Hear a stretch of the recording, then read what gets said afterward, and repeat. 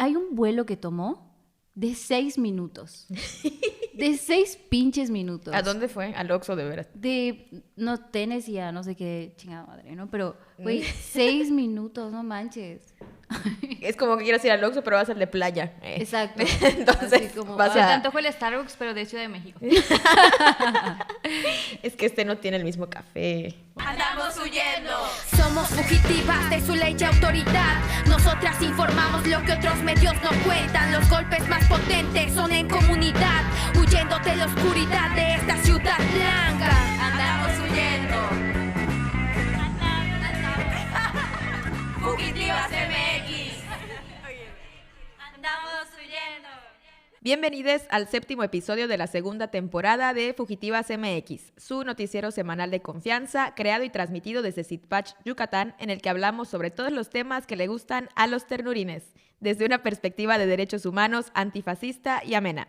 En esta emisión estamos en micrófonos Katia Rejón, Rosa Cruz Pech, Mariana Beltrán y Lilia Balam. En controles, Jairo Mucul, y en redes, David Jiménez. Arrancamos esta emisión con la data histórica que nos trae Rosita.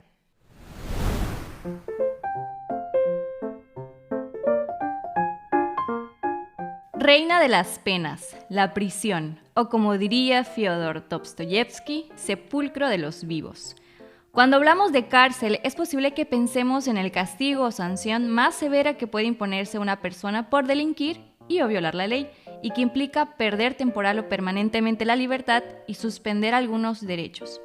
Pero, ¿qué tanto nos pueden contar estos altos y silenciados muros?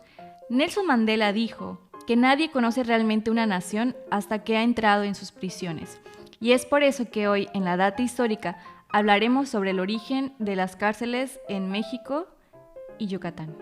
Las prisiones han cambiado dependiendo de los proyectos políticos de cada época y la percepción en las normas sociales.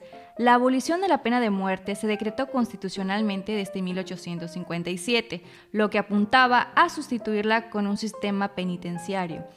En México, la idea de la corrección social mediante el encarcelamiento, la disciplina del trabajo y moralización por la educación fue impregnando el discurso judicial decimonónico hasta alcanzar su clímax en el Porfiriato, periodo histórico en el que el discurso presidencial se resume con la frase orden y progreso.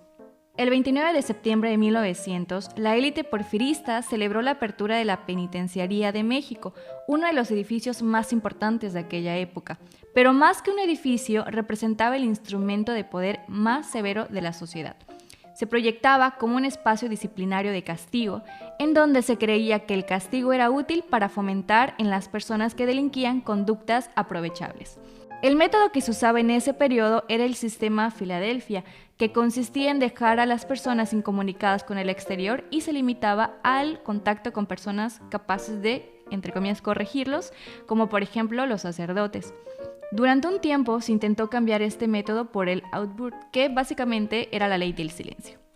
Esto nos hace pensar en las palabras del doctor Alfonso Quirós, quien fue el primer criminólogo de México, que decía que una pena sin tratamiento humano es venganza. Fue hasta 1882, siempre en el Porfiriato, cuando se estableció el sistema penitenciario Crofton, en el cual, si la persona presa tenía una buena conducta, se decía que podía aspirar a obtener un mejor ambiente a través de programas que justo buscaban corregir la moral de la gente que se decía que delinquía. El Palacio Negro, como fue llamado la penitenciaría de Lecumberri, cerró en 1976, pues fue diseñado para albergar a 700 hombres y 80 mujeres, pero con el tiempo llegó a contener a más de 6,000 personas, así que imagínense todas las historias que existen detrás de estas paredes. Y eso nos lleva a plantearnos preguntas que hasta el día de hoy siguen al aire, como ¿qué era delinquir en el Porfiriato? ¿Qué es delinquir actualmente? ¿Quiénes eran aquellas personas que cometían esos delitos? Y sobre todo, ¿qué las llevaban a cometerlos? ¿Qué opinan, amigas? Qué fuerte pensar en las cárceles como lo que dices, ¿no? Venganza. Porque creo que el hecho de que se relacione tanto este espacio con la palabra justicia nos hace como olvidar que en realidad las cárceles son lugares súper violentos y donde hay mucha opresión hacia las personas que están encerradas ahí, ¿no? No sé si ustedes han tenido la oportunidad de estar en un espacio como este, pero hace unos años, por ejemplo, di unos talleres en un penal de mujeres de Jalisco. Y aunque yo sabía que las cárceles pues no eran realmente como esto que te plantean en Hollywood, donde está toda la gente tatuada, ¿no? Y yo puedo decir que gente tatuada porque estoy tatuada. Pero, o sea, como esta idea de como súper hollywoodense de los espacios carcelarios, pues en realidad son lugares súper complejos que te confrontan con muchas situaciones. Por ejemplo, después de estar como en ese lugar, veía las conversaciones de las TERFs, las feministas trans excluyentes, en las que hablaban, por ejemplo, de que las mujeres trans no podían estar en los penales de mujeres porque o sea, había como un riesgo de violación y abuso sexual. Y es como, güey, o sea, eso ya sucede en las cárceles de mujeres, ¿no? Entre mujeres cis hay también violencia sexual, ¿no? Y no tiene nada que ver los genitales, pero también son lugares donde la gente se ríe, donde la gente tiene rutinas, ¿no? Donde hay como vidas que siempre están extrañando a sus familiares, ¿no? Porque en muchos casos son trasladadas a lugares que están muy lejos, ¿no? Precisamente pensando que son personas que viven una desigualdad, pues generalmente no viven en los lugares donde está su familia, ¿no? Las trasladan a otros lugares y eso también hace que todavía estén más aisladas de lo que ya están en sí mismas cuando están en una prisión. Sí, a mí sí me causa así como que mucha curiosidad en el momento en que como que se dio este salto, ¿no? De pensar o que todavía no se ha dado del todo el salto, de pensar que las prisiones son como lugares como un hoyo, ¿no? Literal, por algo le dicen el bote o no sé qué otras palabras utilizan, pero ajá, es como que es el lugar donde te vamos a recluir y ahí te vas a quedar. Y en qué momento comenzaron también a tenerse estas ideas de que, bueno, finalmente también estás ahí para pues reconstruir cierto proyecto de vida, que creo que es como que la perspectiva nueva, digamos, bueno, al menos en mi opinión, la que yo acabo de conocer, para tener sobre lo que está pasando, ¿no? en los centros penitenciarios. Y pues también como que tenía mucha curiosidad de dónde estaban surgiendo estas ideas de que eso, ¿no? De que es una caja donde van a parar personas, donde se les van a aplicar castigos físicos. Básicamente que las personas que están ahí tienen que sufrir como para pagar el delito que cometieron, ¿no? Y no desde una perspectiva de que también tienen que ir ahí pues a reformar o a reconstruir, repito, ese proyecto que tal vez ni siquiera ha iniciado de vida, de alguna forma como una forma de contribuir también a pacificar al país o, bueno, a los países en donde se encuentren. No sé, es algo muy confuso para mí y tampoco he tenido la experiencia. Yo solamente he ido a centros penitenciarios a hacer entrevistas y a hacer visitas de prensa. Y evidentemente, pues la perspectiva cambia completamente, ¿no? Cuando empieza a tener otro tipo de contactos. Igual recuerdo que en algún momento visité el Cerezo de aquí de Mérida, acompañando a un grupo que fue a hacer un concierto ahí al interior.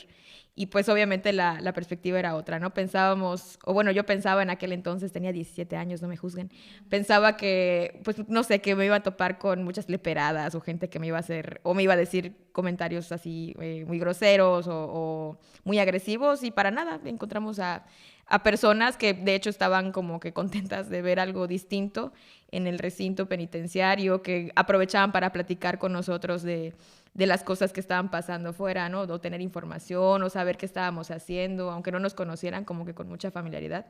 Yo creo que con la intención igual de tener, pues, noticias frescas, ¿no? Que debe ser como que lo principal que, bueno, me imagino, no sé, poniéndome en sus zapatos, que yo querría tener en ese momento. Y pues sí, no es exactamente lo mismo a lo que uno se imagina, y tampoco bueno, en ese momento me era muy difícil imaginar qué cosas podrían ocurrir ahí, que podrían ayudar a reconstruir esos planes que estaban de todas estas personas que finalmente, pues también tenemos que decirlo, hay mucha gente que está ahí porque no tuvieron acceso a una defensa adecuada, y en muchas ocasiones también están ahí porque a diferencia de otras personas, no tienen ninguna forma de saber cuáles son sus derechos y defenderlos para no recibir una sanción de privación de la libertad. Tendríamos que empezar a pensar si las cárceles están siendo útiles cuando el 94.8% de los delitos en México están en impunidad y 1 de cada 3 personas que está en la cárcel ni siquiera tiene una sentencia, ¿no? Y las personas pueden esperar hasta 2 años hasta tener una sentencia. Y voy a citar a Marianita, un artículo que publicó hace unos años para un especial de Memorias de Nómada, que era justo sobre antipunitivismo, que decía, pues sí, justo lo que decías, ¿no, Lilia? Que las cárceles son cuerpos encerrados, ¿no? Con ciertas características sociales, y la cita es: porque creemos en soluciones simples con efectos perversos. Bueno, yo iba a decir que justamente porque desde el origen de la prisión, ¿no? Como que retomando mucho el tema del porfiriato, de ahí empezó a surgir la idea de que mayor arrestos, mayor consignaciones y mayor encarcelamiento era igual a justicia, pero al igual que en la actualidad, cuando planteamos la pregunta de quiénes son en los que están principalmente en la prisión, siguen siendo las mismas personas, ¿no? En el porfiriato decía, bueno, ¿quiénes eran las personas que delinquían? Eran más que delinquir socialmente, eran quienes delinquían moralmente, ¿no? Porque sí, el orden y el progreso estaba basado más en esa parte de la moralidad, donde no podían entrar las comunidades indígenas, ¿no? Donde a los que tenían que cambiar porque estaban delinquiendo eran esas personas que no se adaptaban a ese discurso de orden y progreso, que como sabemos partía de ideas coloniales desde ese momento, ¿no? Y como cuando te trasladas al origen de las cárceles, como bien dicen, la prisión era ese lugar de espera para que luego te den tu castigo, ¿no? Que tu castigo era un castigo de muerte o eran golpes o algo físico de manera pública también. Y luego pasó a ser el castigo mismo, el propio espacio, ¿no? Se quedó en esas paredes. El aislamiento, ¿no? Sí, el aislamiento y todo lo que sucede en esas 4 paredes. Y eso es lo que de repente es como que bastante interesante analizar, cómo desde que se fue forjando este sentido de criminalidad y de orden y castigo de ese porfiriato, lo venimos arrastrando hasta el día de hoy, ¿no? Y es cuando dicen es que no ha cambiado nada, y por supuesto que son como pensamientos coloniales, que ahorita lo hablamos como que desde la perspectiva pues ciertamente racista, porque quiénes son las personas a quienes se encarcelaban en ese momento, los que no se adaptaban o modificaban su manera de ser. Por allá hay entrevistas a Porfirio Díaz donde dice que estaba bien asesinar, ¿no? A una persona por robo, ¿no? Porque, ajá, sí, ¿no? Porque decía, y lo decía moralmente, es mejor sacrificar sangre mala para salvar a la sangre buena, ¿no? Que entonces, eso es algo que lo puedes leer en los posts de Facebook, ¿no? O sea, eso sigue estando presente totalmente, como la manzana podrida, si la acabamos con ella, ya con eso se resuelve todo, ¿no? El sistema no es el malo, es la persona, es el individuo, claro, ¿no? Y en este caso también, y lo vemos, toda esta idea que estás mencionando, Rosita, de que había ciertos sectores que estaban siendo castigados, pues parecería que no. Pero recordemos a quienes han estado deteniendo en las protestas que hay contra los megaproyectos, por ejemplo, ¿no? El año pasado tuvimos el caso sonadísimo de estas 4 personas que fueron detenidas, 2 de ellas al menos que hay testimonio de que fueron detenidas con extrema violencia, y las 4 que fueron acusadas de delitos que no cometieron, solamente por participar en esta protesta en simpatía con la población de Sitilpech, cuando se estaban precisamente protestando, porque ellos también fueron víctimas de violencia policial al estar haciendo este bloqueo de la mega granja que está instalada en su comunidad. Y pues también en el 25 de noviembre, cuando las 7 mujeres también fueron arrestadas, nada más porque tenían intenciones de participar en la protesta feminista, y todo esto porque hubo una criminalización del movimiento unos días antes por parte de cierta televisora supermocha, ¿no? Televisora, perdón. Yo resueno mucho con lo que ya dijeron todas, pero ahorita como pensando en lo que decía Lilia, y también pensaba un poco en una cita, en una parte de uno de los libros de Angela Davis, en los que decía que creer que justicia es igual a cárcel nos exime de la responsabilidad de enfrentarnos con los problemas de nuestra sociedad, ¿no? Y que esos especialmente pues están ligados al racismo, ¿no? Eso lo pienso mucho en lo que mencionaba Lilia sobre las personas detenidas por protestar contra megaproyectos, y también lo pienso un poco desde la postura del antipunitivismo, que hace algunos, creo que 3 años para acá ha sido como, ha tomado bastante auge, y también con las críticas que tuvo en su momento por la complejidad que es entender cómo funcionan las cárceles como espacios aleccionadores y también como espacios para generar terror, ¿no? O sea, lo vemos en El Salvador, por ejemplo, con Bukele, pero bueno, ya lo hemos abordado acá, y también creo que vale la pena decirlo. antipunitivismo o tener una postura antipunitivista no es igual a impunidad, ¿no? Tampoco es igual a silencio. A mí retomo mucho las palabras de Violeta Ciego, me parece que es una socióloga, si no mal recuerdo, que decía que si se quiere construir una resolución de conflictos desde un frente distinto a la justicia masculinizada, patriarcal y punitiva, se tiene que tomar en cuenta las voces de las mujeres, y el feminismo no puede apoyar que la solución emancipatoria sea la prisión, ¿no? Y creo que vale muchísimo la pena escuchar las voces de las mujeres, porque justo como ya decía Katia, creo que en 2021 Animal Político publicó una investigación en la que decía que en la cárcel son más las mujeres inocentes que las condenadas, ¿no? Entonces, creo que ahí está la clave de a quiénes escuchar, ¿no? Y también un poco la brújula de hacia dónde dirigirnos, ¿no? Pues hablando de cárceles, ¿alguna vez se han preguntado qué está pasando en los centros penitenciarios de Yucatán? ¿Verdaderamente el sistema de reinserción social está funcionando en el estado? Vamos al dato sabroso del día de hoy.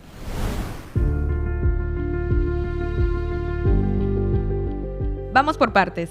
Hasta diciembre de 2023 había 1.724 personas privadas de la libertad en los 4 recintos penitenciarios de Yucatán, de acuerdo con el Cuaderno Mensual de Información Estadística Penitenciaria Nacional. 34% del total de personas, es decir, 579, no contaban con una sentencia y 61 eran mujeres. En el 2023 fueron destinados 246.878.651 pesos a esos recintos, pero la efectividad de las políticas de reinserción social del Estado es cuestionable. Por eso Fugitivas MX decidió salir de dudas y preguntó a Christopher Sánchez, coordinador del área de defensa integral de Asilegal, la situación que atraviesan los centros penitenciarios de Yucatán. La sobrepoblación en sí no es un problema que se vive en Yucatán. ¿Qué sí es un problema que se vive dentro de Yucatán? Los contextos de falta de atención de personas que están en grupos en situación de vulnerabilidad, por ejemplo, personas que viven con VIH, personas que tienen alguna discapacidad o diversidad funcional, también deficiencias respecto a la garantía de los derechos de las mujeres y de sus infancias que viven con ellas al interior de los centros penitenciarios. Aunque todo el país carece de políticas públicas de reinserción social, hay ejemplos positivos de avance en Ciudad de México, Oaxaca y Baja California. Lamentablemente, ese no es el caso de Yucatán. Sí existen actividades laborales y de capacitación. El problema es que muchas de estas actividades van centradas en la capacitación respecto de cursos de macramé, cursos de tejido de balones, que no necesariamente van a ser efectivos después de que las personas privadas de libertad terminen saliendo y los puedan aplicar al exterior de los centros penitenciarios. El problema de Yucatán también es que es muy deficiente los propios servicios postpenales y no hay un seguimiento muy puntual que se tendría que hacer respecto de las personas y el apoyo que se les tiene que dar cuando salen de prisión. Dentro de las problemáticas que más recién a Yucatán son la insuficiencia de programas para la prevención de adicciones y desintoxicación voluntaria. También se encuentra la falta de condiciones de internamiento y de higiene dignas dentro de las estancias en las que comparten visitas familiares, visitas íntimas de las personas privadas de la libertad. En Yucatán hay una dirección de servicios postpenales, pero de acuerdo con Christopher, no conjunta esfuerzos con las otras secretarías de gobierno, como la de Salud o la de Fomento Económico y Trabajo. La expectativa es que el gobierno estatal asuma esta responsabilidad, pues mientras no se implementen políticas públicas que permitan a las personas privadas de la libertad reconstruir sus planes de vida desde los recintos penitenciarios, de manera que logren restablecerse al concluir sus sentencias, no solamente se les violentan sus derechos, sino que se propician motines o autogobierno dentro de las cárceles y a la par no se contribuye a pacificar el país. ¿Cómo ven, amigas? Hay una organización aquí en Yucatán y que también está en Nuevo León, Estado de México, Ciudad de México y Tlaxcala, que se llama Interculturalidades, Salud y Derechos INSADE, que justamente trabaja con personas LGBT, población LGBT, mujeres y jóvenes en condiciones de vulnerabilidad, una vez que salen de los espacios de cárcel, ¿no? Y bueno, una cosa que decía era que la organización suele tener como bastantes obstáculos para conseguir financiamiento, porque ayudar a una persona que estuvo en prisión todavía se sigue viendo como algo que no es bien visto, ¿no? No es como donar dinero para programas en contra o a favor de el cáncer o sea, para prevenir el cáncer de mama o a favor, o sea, como estas cosas que ya para la gente que tiene dinero y que suele hacer donaciones, pues está bien, ¿no? Como que les da estatus. Pero una persona que salió de prisión todavía está rodeada y sale con todos los estereotipos que carga el haber estado en la cárcel, ¿no? A pesar de que sepamos lo que decíamos al principio, que hay mucha gente que está pues de manera inocente en esos lugares, ¿no?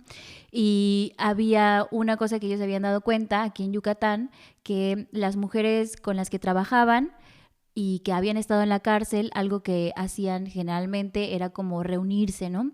Y recordé mucho cuando trabajamos el tema de Belia, criminalizada por un aborto espontáneo. Exacto. Y ella nos decía, ¿no? Que después de salir, pues su círculo también eran las otras mujeres que habían estado privadas de su libertad. Entonces, bueno, eso me pareció como muy interesante cómo se van haciendo incluso comunidad después de salir de esos lugares, pero también hay que tener en cuenta que no siempre puede ser así, ¿no? En el caso de los jóvenes, por ejemplo, pues regresaban a lugares donde fueron expulsados o donde fueron, pues sí, como cooptados por otras personas o regresan al mismo lugar que, pues sí, que los expulsa y los excluye, ¿no? Y algo que decía que me parecía muy interesante es que pensamos que las cárceles son como fábricas de delincuentes, ¿no? Como porque es como la idea que tienes de, ay, vas ahí y empeoras. Pero en realidad las cárceles son fábricas de culpables porque una vez que sales ahí sigues cargando con el estigma. A pesar de quizá muy probablemente no era un delito grave, porque una cosa que decía también Daniel Serrano de Regil, que es el director de INSADE, es que muchos de los delitos eran delitos no graves, ¿no? Pero pues una persona que nunca ha estado en la cárcel, que no conoce a una persona privada de su libertad, no ve la diferencia entre si es alguien que robó por necesidad o alguien que hizo un fraude, a alguien que mató a una persona, o sea, como es todo por igual, ¿no? Y ya, eso me parecía como interesante.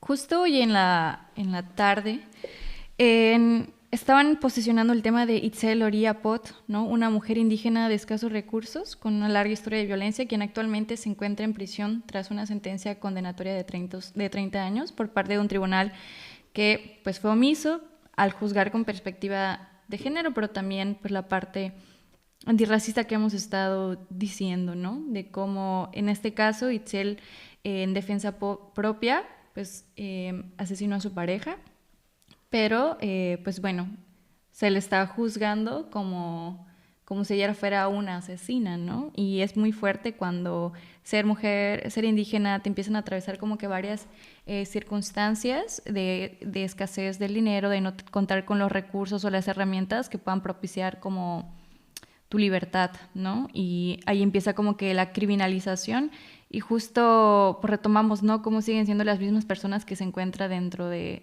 esos espacios y también cómo el ser mujer dentro de las prisiones implica como que otras situaciones que a veces no tomamos en cuenta, ¿no?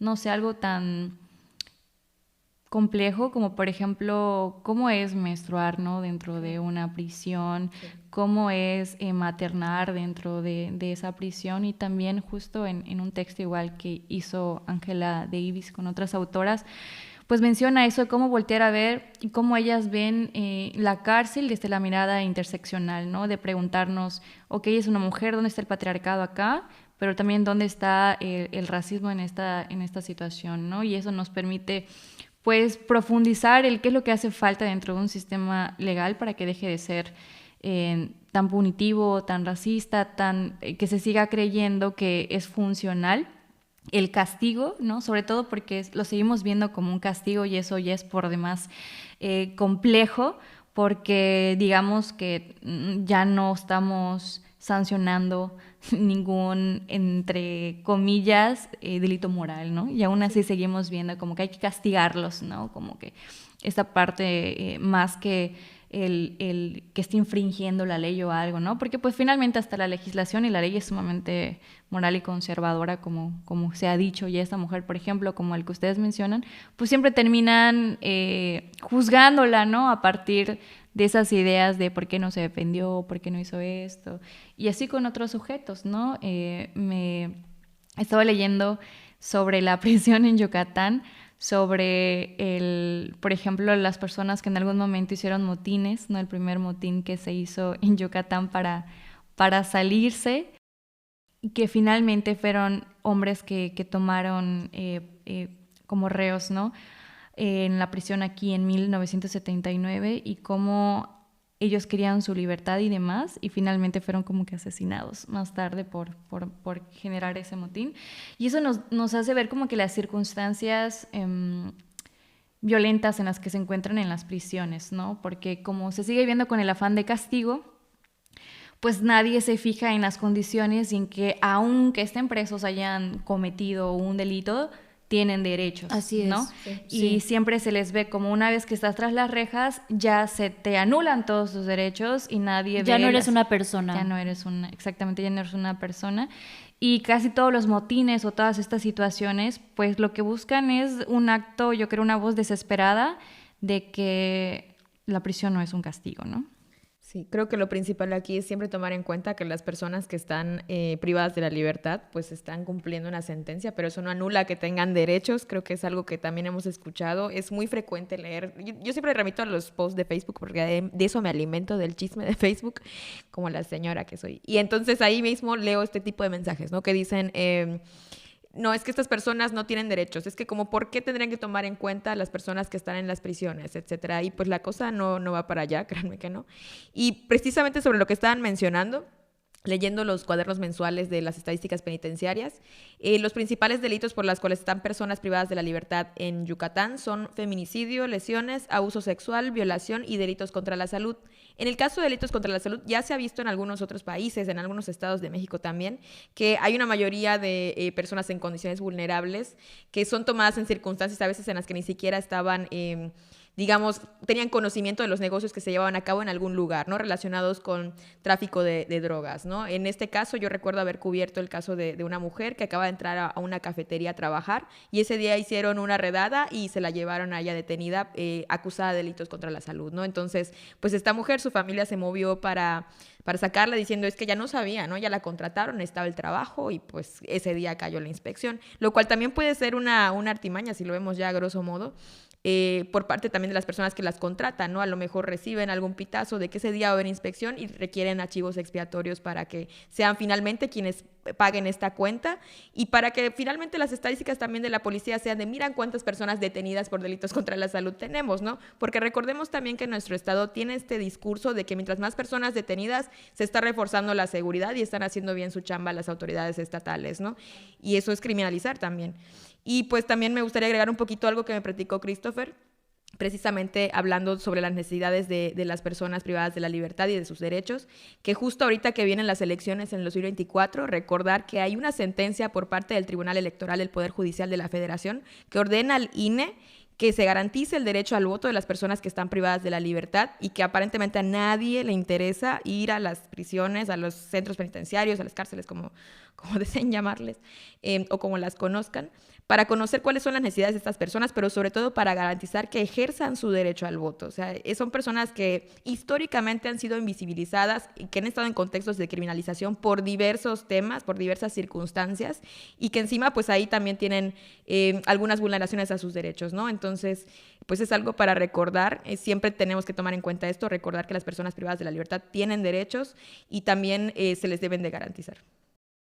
Yo hasta hace 2 años no había pensado en un cuerpo en contexto de encierro, ¿no?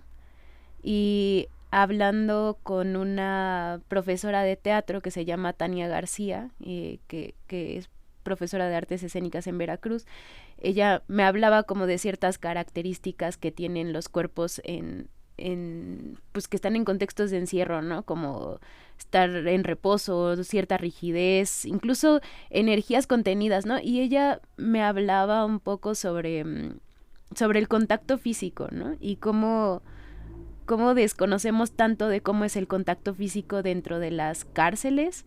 Y ella decía, pues es que hay personas que tienen años sin saludar de mano o dar un beso o un abrazo a alguien, ¿no? Porque eso no está permitido, no está bien visto. Y pensaba también en un texto de Daniel Arrea que se llama Una voz nace, que habla sobre sobre Rogelio, y la familia de Rogelio, ¿no? Que él fue, pues le imputaron un delito que al final, después de años, dijeron, no, siempre no lo cometiste, ¿no? Y ya había pasado como muchísimos años en la cárcel. Y el texto me parece muy lindo porque él como tal escribe en alguna parte del texto y habla sobre su cuerpo, ¿no? Y dice algo así como, descubrí que era fuerte, hacía mucho ejercicio porque teníamos que estar fuertes, por si tenía que confrontarme con alguien, ¿no? Y después hablaba un poco de lo difícil que fue desaprender reaccionar con hostilidad o con violencia cuando regresó y se encontró con su familia, ¿no? Y volvió a su casa y volvió a esta dinámica con sus hijos, y lo difícil que fue para él, ¿no? Incluso que era impensable que eso volviera a suceder, y también lo que pasa, pues la vida sigue, ¿no? Mientras hay gente encarcelada, y también pensaba en esta experiencia en Ciudad de México de la Compañía de Teatro Penitenciario de Santa Marta Catitla, como una experiencia que se dio dentro de un centro penitenciario y que ahora es la única compañía en pagar íntegramente el precio del boleto a los actores internos que participan en las obras, ¿no? Y me parece muy bonito porque hay un dramaturgo que se llama Arturo Boll que decía que el teatro puede crear espacios de libertad para que la gente invente un futuro y no espere por él, ¿no? Y me parece muy bonito pensar más allá de que la gente tenga derecho, o sea, de los derechos que pensamos, ¿no? O sea, los básicos, acceso al agua, y derecho al voto, no sé. O sea, la gente también tiene derecho a disfrutarse, ¿no? A espacios recreativos, y creo que esas experiencias me parecen muy lindas. Escuchándote pensaba que siempre pensamos en reinserción social como cómo vuelven estas personas a centros laborales, pero no de manera integral, ¿no? Cómo vuelven a conectar con sus familiares, cómo vuelven a conectar con ellas mismas. O sea, también los programas de reinserción social tendrían que tomar en cuenta ese tipo de cosas también. Justo ahorita recordé un tema en un recorrido que nos hicieron en el Centro Especializado de Aplicación de Medidas para Adolescentes, el CEAMA. Las personas que estaban a cargo en aquel entonces mencionaban que algunas tenían como que medidas que seguir después de cumplir con sus sentencias, y jóvenes que regresaban, que iban como que muy puntuales a sus citas, o que iban como que con mucha frecuencia a esos seguimientos, porque sentían que les costaba mucho regresar a su vida rutinaria, porque regresaban, por ejemplo, a casas donde probablemente vivían en un contexto de violencia, o casas donde los rechazaron siempre. Y pues, por ejemplo, me comentaron, yo recuerdo muy bien esta entrevista con estas personas, porque mencionaban que algunos casos, un caso en específico, un chico que regresaba tratando de buscar algún espacio en el CEAMA, un espacio como para asesoría psicológica, estos temas, precisamente porque cuando regresó a su casa vio que donde estaba su hamaca ahora había una tele, ¿no? Y que eso le dolió. Entonces a mí me dolió muchísimo escucharlo. De hecho, ahorita lo cuento y me da cosa, porque digo, es algo tan simple, pero el hecho de que la vida haya cambiado mientras tú hayas estado en un centro penitenciario, o en este caso en el CEAMA, pues te dice mucho, y también te dice mucho de qué es lo que se está haciendo ahí, para que cuando te reinsertes, o bueno, cuando regreses a la vida, ¿no? Fuera de estos recintos, qué tanto puedes hacer, qué tanto ha cambiado, cómo te vas a volver a la par. Es decir, es como una vida en suspensión, al parecer, que no debería de ser así, y cómo vas a volver a reconstruir ese camino, ¿no? Y muchas veces esa puerta está cerrada, y no solo está cerrada por todo lo que ya ocurrió, sino que te la cierran porque tú ya tienes un estigma, básicamente, ¿no? Yo no pensaría que eso es como algo secundario, y yo creo que es completamente parte del castigo, ¿no? O sea, es el no tener una reinserción social apegada a tus derechos, sí, físicos, emocionales, mentales, es parte de la castigo. Condena. Ajá, es parte de una condena, que no tengas esa accesibilidad. Y ya para cerrar el episodio de hoy, vamos a conversar precisamente sobre personas que fueron privadas de la libertad de manera injusta. Cuéntanos todo, Mariana.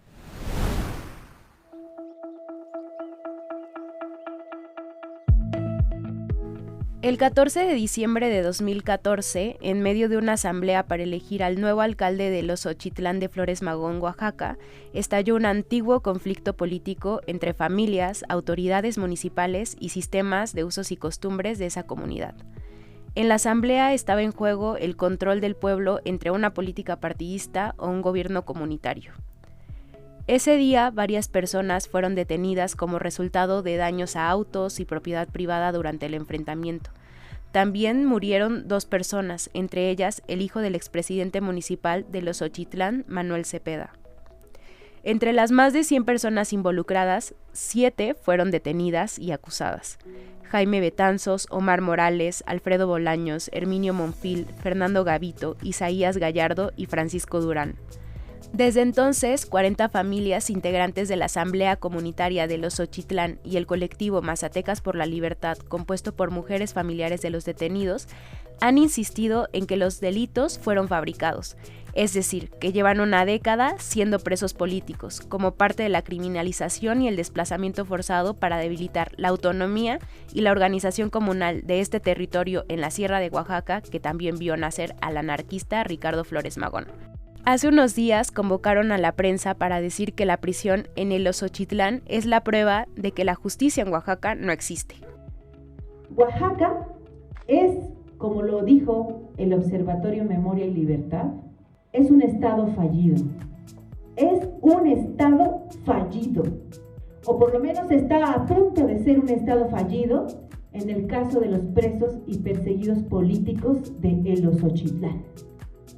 Mi nombre es Elvira Bolaños Pacheco, hermana de Alfredo Bolaños Pacheco, preso político de Los Ochitlán. A más de 9 años, él se encuentra injustamente encarcelado, solo por que en el 2014 él fungía como presidente municipal, solo por ser presidente indígena, él se encuentra preso. Quisiera compartir unas palabras de mi hermano Alfredo. En estos momentos, él quiere dar unas palabras a los medios. Adelante, hermano, adelante. En repetidas ocasiones han violentado nuestros derechos terriblemente. Muchos funcionarios han participado para fregarnos el encarcelamiento injustamente, nos pasando por encima de las leyes del Estado mexicano, de que nosotros nunca cometimos un delito.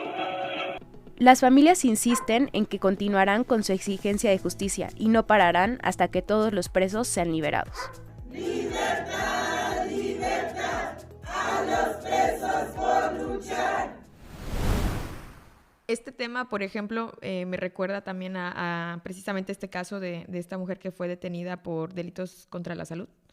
En esta redada que hubo en esta cafetería en la que recién entraba a trabajar y que justo, bueno, al menos yo tuve contacto y otros colegas también de medios tuvieron contacto con este tema precisamente porque las familias, que la mayoría eran mujeres, fueron a protestar al Palacio de Gobierno exigiendo la liberación de esta persona y también asesoría legal porque no tenían los recursos suficientes para pagar pues un abogado que estuviera encargado de estos temas. Estaban aterrorizadas de saber qué podría pasar, cuál sería el destino de su familiar.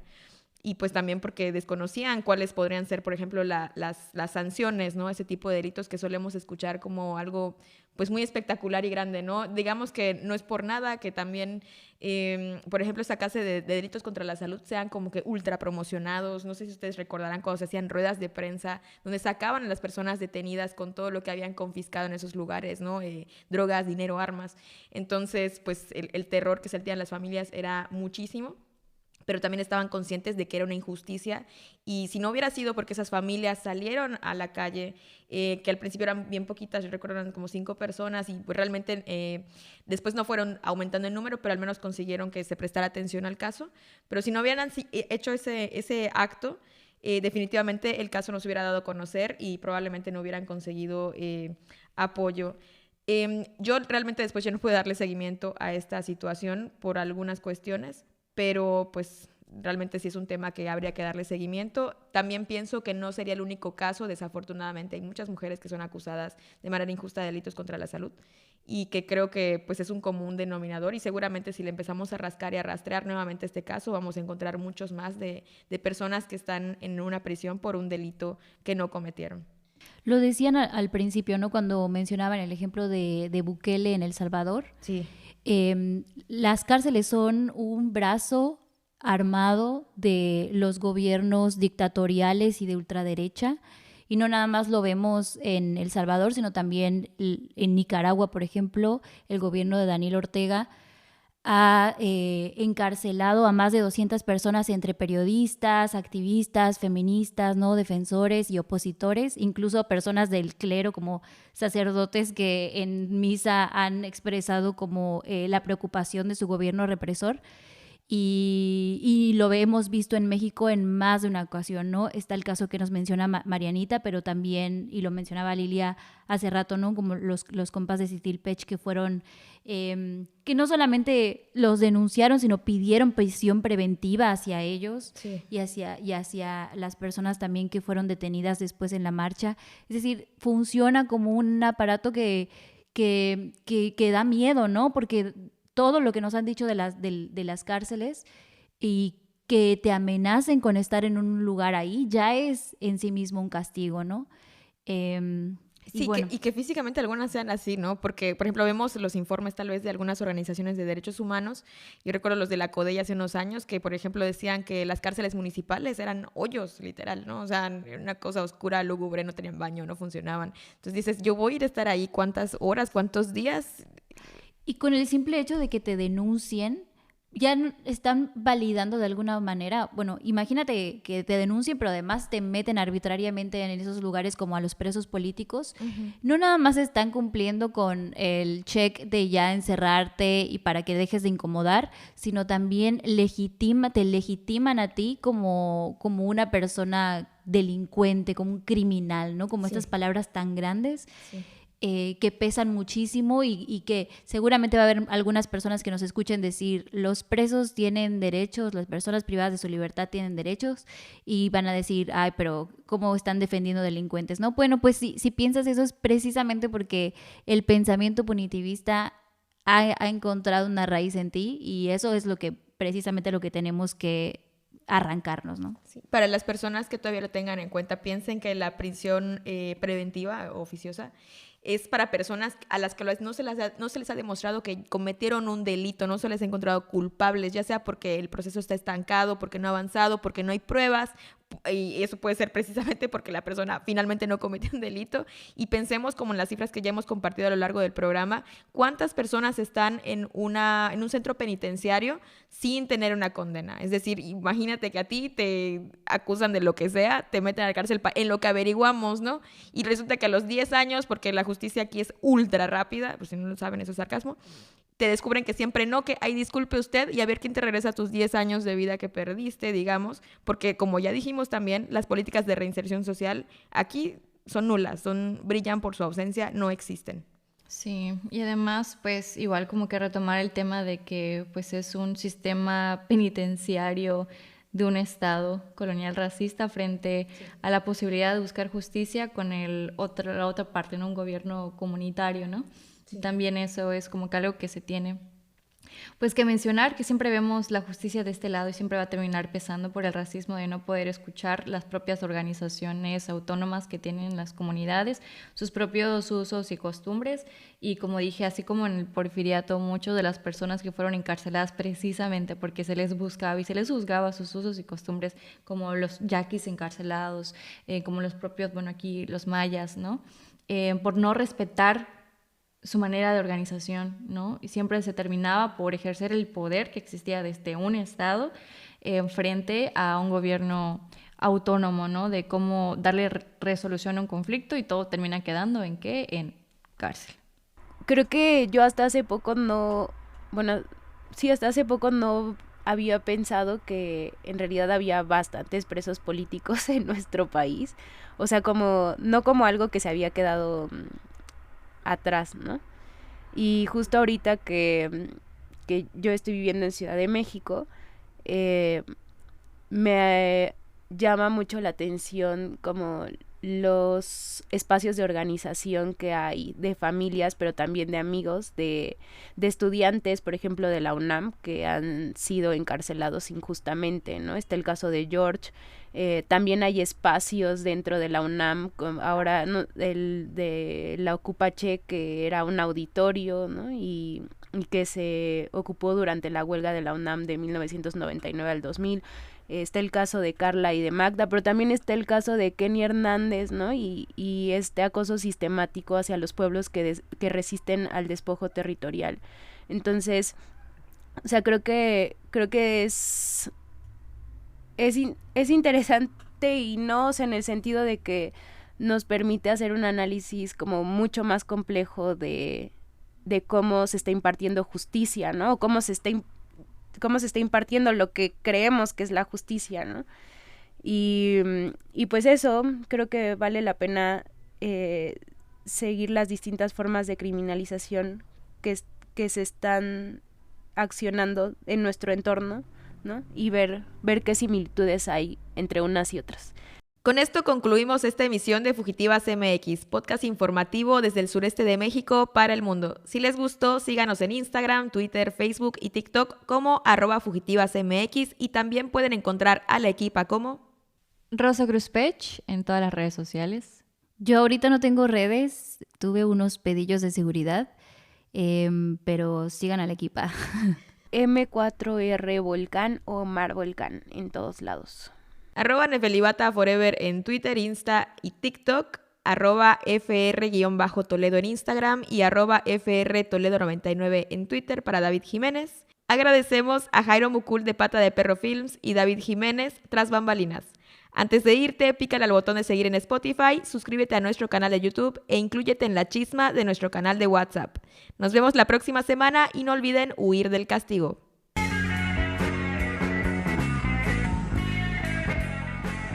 Fugitivas MX.